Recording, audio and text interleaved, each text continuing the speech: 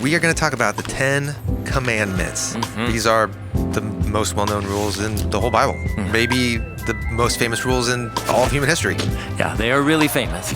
But if we take time to look deeper, what we're going to discover is that the 10 Commandments are actually not just rules. Really? Yeah, in fact, every command in the Bible is way more than a command. What do you mean? So let's think, for example, about the first time in the Bible that God tells anybody to do anything. It's what God says to humanity when he creates them in Genesis 1. God blessed them and said to them, "Be fruitful and multiply and fill the land." That's right. But notice, it's not actually called a command. It's called a blessing. So this first command sets the tone for all of the commands to come. Every command in the Bible is an invitation to find life. That's nice, but how, right? Like, don't we need rules to tell us how to find life? Sure, but rules only get you so far. I mean, what we really need is a way to discern between right and wrong and good and bad in any of life's complicated situations. And this is what the Bible calls wisdom. Okay, how do I get wisdom? Okay, so now we have to check out the second command in the story of the Bible. And what you see is it is all about a search for wisdom. Okay. So this is after God puts the human in the garden. In Genesis chapter 2, we read this. Yahweh God commanded the human, saying, "From every tree of the garden you will surely eat." Which, real quick, includes the tree of life. Nice. So enjoy the tree of God's own life that will never end. Great. Eat up. I like this command. But it continues. But from the tree of knowing good and bad, you will not eat from it. For in the day that you eat from it, you will surely die. Okay, so there's a tree. It teaches good from bad, but don't eat it? What's going on? Yeah, this story is super dense, and it's a riddle. It's inviting us to meditate on what is the command really all about. Now, let's turn the command over. There's actually two parts to this command.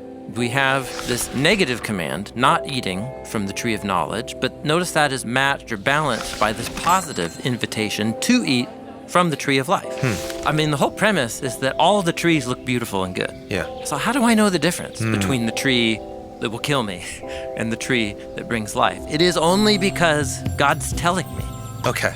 So real wisdom comes from listening to God's voice, and that leads to life, instead of taking wisdom on my own terms, which leads to death. Exactly. That's what the story is saying. Okay. And it's this story that is setting the stage for every command to come in the Bible. And there are a lot of commands coming in the Bible, like hundreds, rules and statutes and laws, but every one of them is actually just like this first command, which is an invitation to hear God's voice and find life.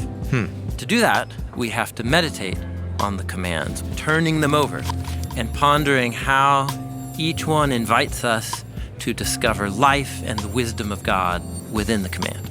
This is actually what the author of one of the Psalms is trying to tell us.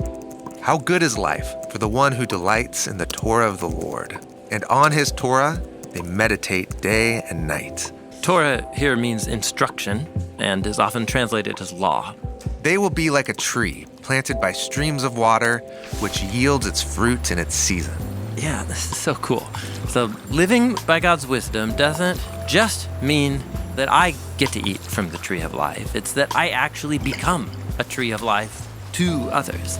It's inviting us to live in a radical and bold way that brings us life, but also shares that life with others. Yeah.